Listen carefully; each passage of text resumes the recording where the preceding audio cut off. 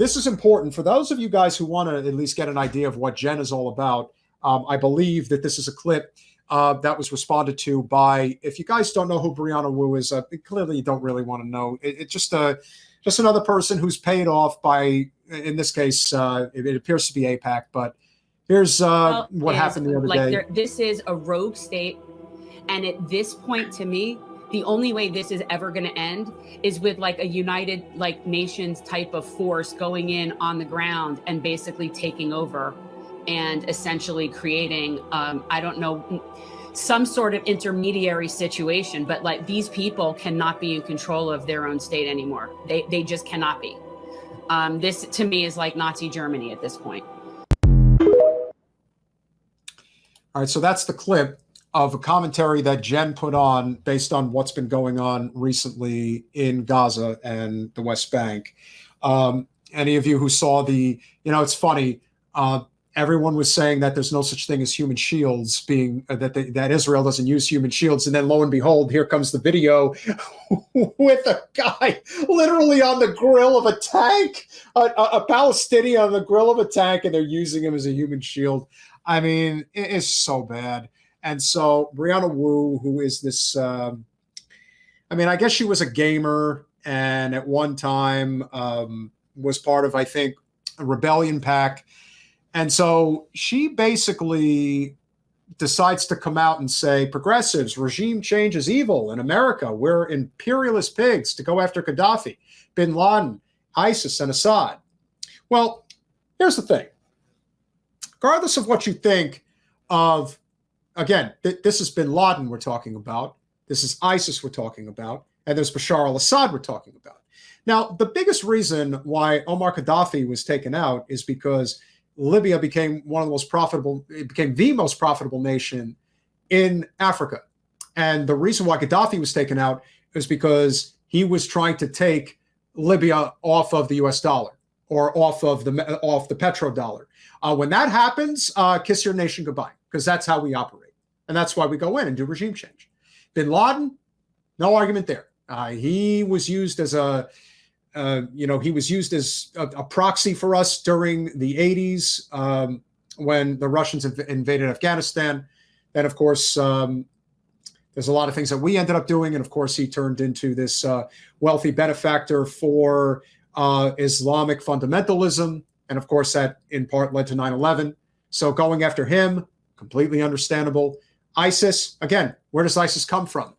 ISIS is a result of these vacuums that are created when these leaders are taken out. I want to say that ISIS came as a result of Saddam Hussein being taken out. I believe so. I don't misquote me on that one. But and then finally, Bashar al-Assad. Again, I don't know enough about Assad in terms of the depth as far as what one side is saying versus another side.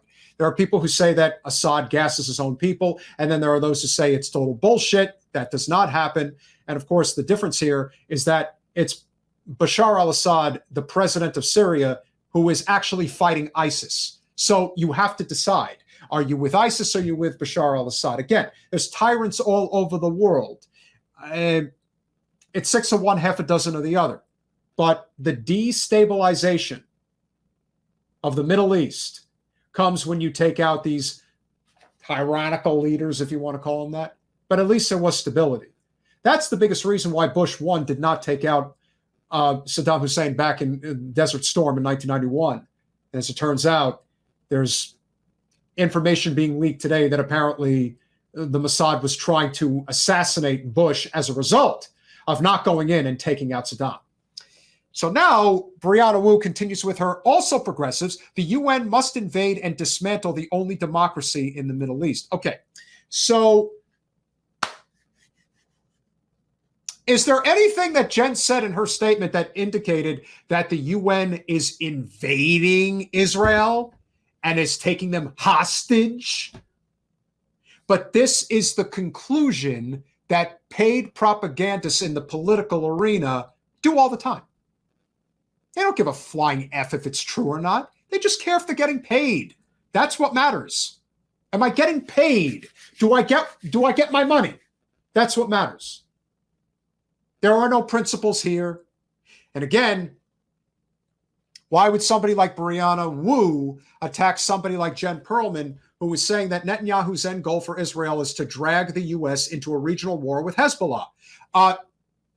Where's the lie? Here's why we must remain vigilant and not allow this to happen. Again, seems pretty simple. Nothing too controversial about that. And yet, this person decides that, oh, let's take it up a notch, baby. Let's mince her words, and then let's make her into public enemy number one. Well, you know, the great thing about Jen and the great thing about what we do, we don't give a fuck. We don't give a fuck about people like Brianna Wu or anybody that's going to try to smear Jen, because the truth is, if people like Brianna Wu were coming after Jen, that's a good sign. That means what she's doing is right. The smear tactics are always the same. Lacking in substance, all in bravado, for the purpose of protecting corporate special interests. And Brianna Wu is protecting the Israel lobby like her life is on the line. Jen doesn't pay attention to it, and I don't blame her, but I see it, and it's got to be called out because it's so obvious what she's doing. And this won't be the last time. Many others will come forward, and it's going to get worse.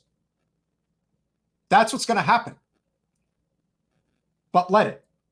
Because the more people that are talking about Jen's race against Wasserman Schultz, the better.